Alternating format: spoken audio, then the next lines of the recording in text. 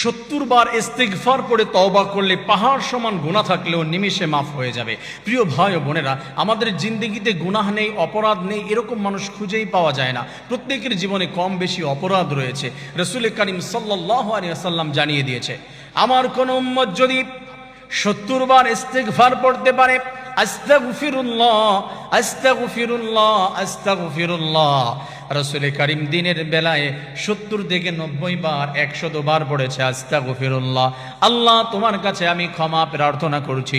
অথচ রাসূল করিম সাল্লাল্লাহু আলাইহি ওয়াসাল্লামের জিন্দেগির আগের পিছনের সামনের সমস্ত গুনাহ আল্লাহ রাব্বুল আলামিন ক্ষমা করে দিয়েছিলেন।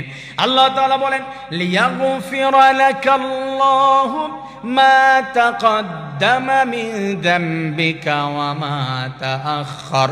ইয়া রাসূলুল্লাহ, আপনার জীবনের পিছনের সামনের সমস্ত অপরাধ আমি আল্লাহ রাব্বুল আলামিন ক্ষমা করে দিয়েছি। তার মানে আপনার দিকে কিঞ্চিত পরিমাণ কোনো অপরাধ আমি আল্লাহ রাব্বুল আলামিন সংগঠিত করব না।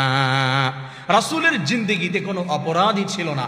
সে রাসূল দিনের ভিতরে 70 থেকে 90 বার 100 বার পড়েছে আস্তাগফিরুল্লাহ আস্তাগফিরুল্লাহ, আল্লাহ তুমি আমাকে ক্ষমা করে দাও। তার মানে উম্মতদেরকে শিক্ষা দিয়েছে, আমার উম্মতেরা অপরাধ করেছো, চুরি করেছো, ডাকাতি করেছো, গালি দিয়েছো, জিনা করেছো, রোজা ছেড়েছো, নামাজ ছেড়েছো, যা কিছু করেছো কেন, আমি আল্লাহ রাব্বুল আলামিনের কাছে তওবা করো, লা তাকনাতু মির রাহমাতিল্লাহ, হে বান্দা আমার রহমত থেকে নিরাশ হবে না, আমার কাছে তওবা করো। রাসূল জানিয়ে দিয়েছে ইস্তিগফার যদি 70 বার পড়ে আল্লাহ তাআলার কাছে কোনো বান্দা যদি তওবার শর্তগুলি মেনে আল্লাহ তাআলার কাছে তওবা করতে পারে, আস্তাগফিরুল্লাহ 70 বার পড়ে, পাহাড় সমমান আসমান সমমান ও যদি বান্দার অপরাধ থেকে থাকে, আল্লাহ রাব্বুল আলামিন ক্ষমা করে দিয়ে ওই বান্দাকে পরিপূর্ণ মাসুম বানিয়ে দেয়।